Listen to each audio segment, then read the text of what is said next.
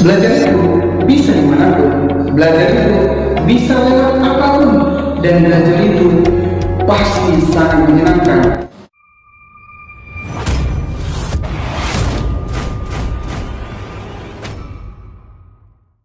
Assalamualaikum warahmatullahi wabarakatuh. Sobat Juara, kali ini kita akan membahas tentang alat ukur jangka sorong.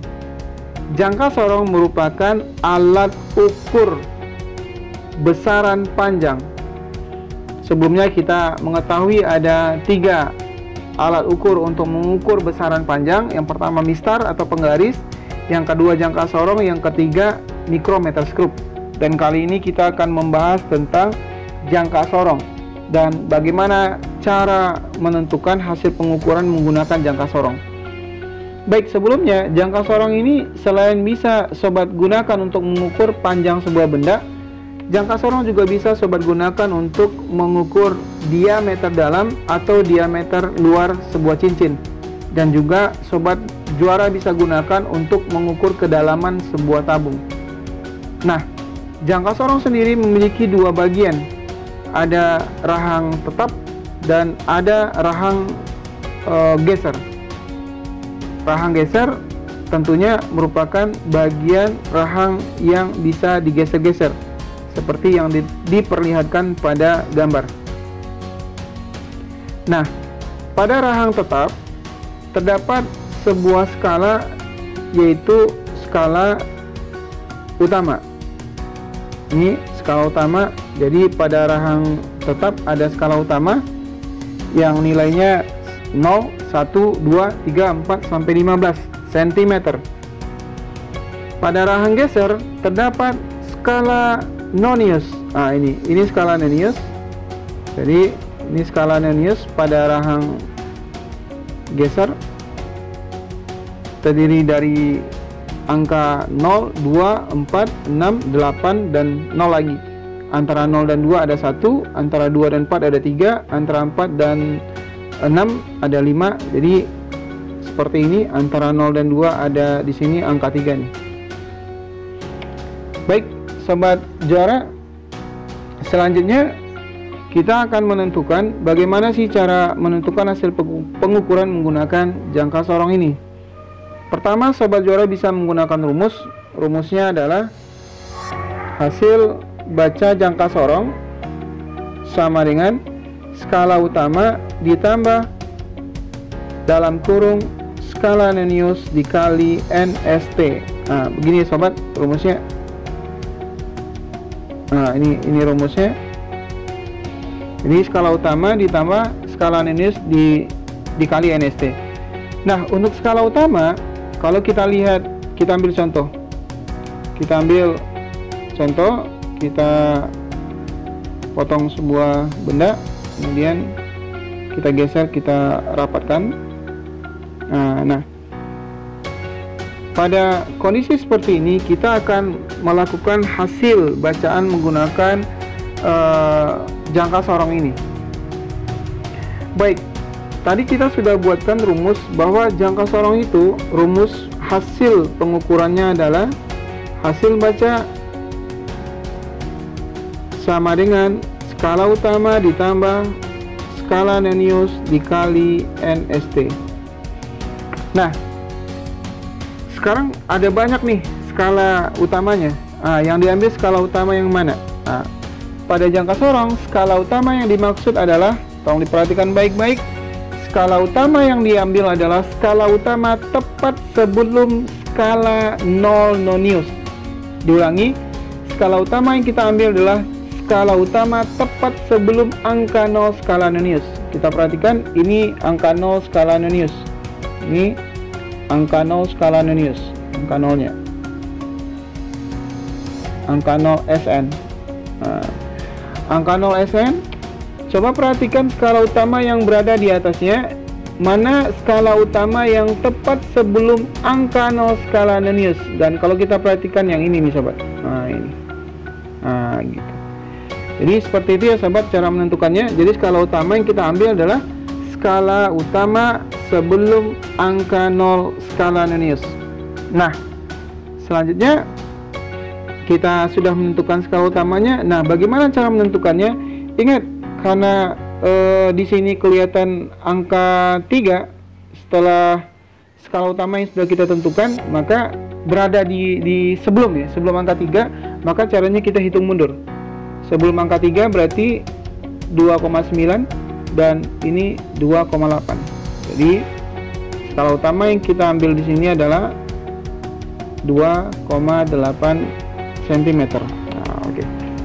28 cm kita masukkan di sini dulu, 2,8 cm. Nah, selanjutnya untuk menentukan skala Ananius bagaimana sih cara menentukan skala Ananius?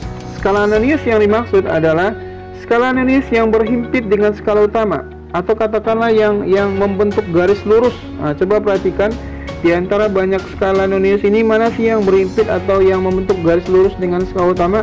Nah, dan kalau kita perhatikan yang ini nih sobat. Nah, ini. Dan skala itu berada antara angka 4 dan angka 6. Berarti skala Ananiusnya adalah 5. Jadi skala Ananius yang kita dapat adalah 5 dikali berapa tadi NST jangka sorong? NST jangka sorong adalah 0,1 mm. Diulangi, NST jangka sorong adalah 0,1 mm. Apa yang dimaksud dengan NST? NST itu adalah ukuran paling kecil yang bisa diukur menggunakan jangka sorong. Jadi jangka sorong itu bisa mengukur paling kecil 0,1 mm. Nah, kita masukkan NST jangka sorong itu 0,1 mm. Seperti yang kami yakin Sobat Juara juga sudah mendapatkan pengetahuan dari guru masing-masing di sekolah. Baik, selanjutnya kita hitung 0,8 cm ditambah 0,5 mm. Karena satuannya belum sama, maka kita samakan 2,8 cm ditambah 0,05 cm. Jadi hasilnya adalah 2,85 cm. Nah, seperti itu sobat. Mari kita coba 2,85 cm. Mari kita coba 2,85 cm. Ah ya, ternyata benar. Nah, begitu sobat cara menghitung jangka sorong kalau menggunakan rumus. Emang kalau tidak menggunakan rumus bisa ya? Bisa sobat, lebih cepat lagi. Caranya adalah, mari kita coba. Kalau kami menyebutnya yaitu cara gandeng. Nah, jadi kalau kami menyebutnya adalah cara gandeng. Nah, tentu sobat tahu gandeng ya, cara gandeng. Apa yang digandeng? Yang digandeng adalah SU dan SN. Maksudnya apa sih? Oke, mari kita coba. Tadi kita tentukan SU-nya dulu. Kita sudah dapat SU-nya tadi adalah, kita dapat SU-nya di sini ya sobat. SU tadi, SU yang kita maksud tadi apa? Skala utama sebelum angka 0 skala Ananius. Ini angka 0 Ananius. SU yang sebelum angka Ananius ini nih, yang ditunjukkan tanda panah, yaitu 2,8 cm. Nah, untuk SN-nya kita dapat tadi yang lurus atau yang bentuk garis lurus dengan skala utama, dan kita dapat SN-nya 5. Nah, maksud digandeng adalah SU-nya 2,8, SN-nya 5, tinggal gandengkan aja sobat. Letakkan setelah nilai SU, nilai SN-nya. 2,85 cm. Nah, sesimpel itu sobat. Nah, hasilnya 2,8 cm. Mari kita coba dengan kasus yang lainnya. Baik, kita potong. Kita rapatkan dulu. Nah, kita lihat di sini angka SU. SU yang kita dapat adalah, ingat, SU-nya sebelum angka 0 skala Ananius. Angka 0 Ananius ini berarti SU yang kita dapat ini. Berarti sebelum 5 berarti 4,9.